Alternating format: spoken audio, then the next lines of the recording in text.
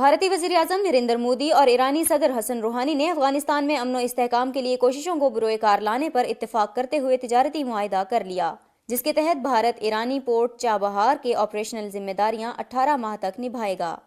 واضح رہے کہ 8 کروڑ 50 لاکھ ڈالر مالیت کا چابہار پورٹ بنانے کا منصوبہ گوادر کے محض 90 کلومیٹر کی دوری پر قائم ہے، جو پاکستان کو بائی پاس کرتے ہوئے ایران، بھارت اور افغانستان کو جوڑتا ہے۔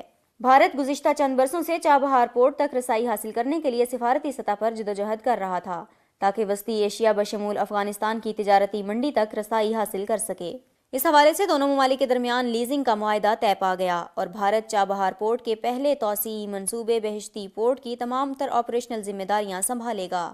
اس سے قبل دسمبر 2017 میں بھارتی میڈیا انڈیا ٹوڈے نے انکشاف کیا تھا کہ 34 کروڑ ڈالر کی لاگت سے تعمیر کیے گئے بہشتی پورٹ کو بھارت اور ایران کے درمیان خطے اور مشترکہ امور کے لیے استعمال کیا جانے کا امکان ہے۔ ایرانی صدر حسن روحانی نے 3 روزہ بھارت کے دورے کے آخری روز نئی دہلی میں ہونے والی ملاقات میں نریندر مودی نے افغانستان کو ایک پرامن، محفوظ، پائیدار، مستحکم اور متحد ملک بنانے کے عزم کا اظہار کیا۔ نریندر مودی کا کہنا تھا کہ اپنے مشترکہ مفادات کو دیکھتے ہوئے ہم ایسی تنظیموں کو روکنے کے لیے پرعزم ہیں جو عالمی سطح پر دہشت گردی، انتہا پسندی، منشیات کی غیر قانونی ترسیل، سائبر کرائم اور دیگر جرائم کو بڑھاوا دے رہی ہیں۔ ان کا کہنا تھا کہ ہم اپنے خطے اور پوری دنیا کو دہشت گردی سے پاک دیکھنا چاہتے ہیں۔ دونوں رہنماؤں کی جانب سے افغانستان میں دہشت گردی کے خلاف جنگ کے لیے کسی قسم کے مالی تعاون یا ہتھیاروں کی مدد کا اعلان نہیں کیا گیا۔ خیال رہے کہ بھارت افغانستان کی حکومت کا کلیدی مددگار ہے اور 2001 میں طالبان کی حکومت کے خاتمے کے بعد سے اب تک افغانستان میں 2 ارب ڈالر سے زائد خرچ کر چکا ہے۔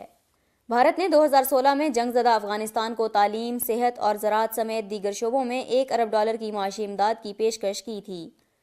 نریندر مودی کا کہنا تھا کہ دونوں ممالک معاشی تعاون، خطے میں رابطے اور سلامتی کو ایران کے جنوبی علاقے میں موجود چابہار بندرگاہ سے افغانستان اور وسطی ایشیا کو منسلک کرنے کے خواہاں ہیں۔ خیال رہے کہ گزشتہ سال دسمبر میں شروع کی گئی چابہار بندرگاہ کے ذریعے حریف پاکستان کو پس پشت ڈال کر بھارت اپنی نئی تجارتی راہداری کو ترتیب دینا چاہتا تھا۔ ایران پر 2012 سے 2016 تک جوہری پروگرام کے حوالے سے عالمی پابندیوں کے باوجود بھارت نے اپنے تجارتی تعلقات قائم رکھے اور ایرانی تیل اور گیس کا اہم خریدار رہا ہے۔ تاہم بھارت کے مقامی میڈیا کی جانب سے فرزاد بی گیس کا معاہدہ نہ ہونے پر سخت غصے کا اظہار کیا جاتا رہا ہے۔ بھارتی وزیر خارجہ کا کہنا تھا کہ فرزاد بی کے حوالے سے بھی مذاکرات جاری ہیں۔ ایرانی صدر اور بھارتی وزیر اعظم نے ڈبل ٹیکس اور تجارتی معاہدوں پر عمل درآمد کے لیے نئے معاہدوں پر بھی دستخط کر دیے۔ یاد رہے کہ بھارت، ایران اور افغانستان نے 2016 میں خطے میں معاشی بہتری کی غرض سے چابہار کی تعمیر کے لیے سہ فریقی معاہدے پر دستخط کیے۔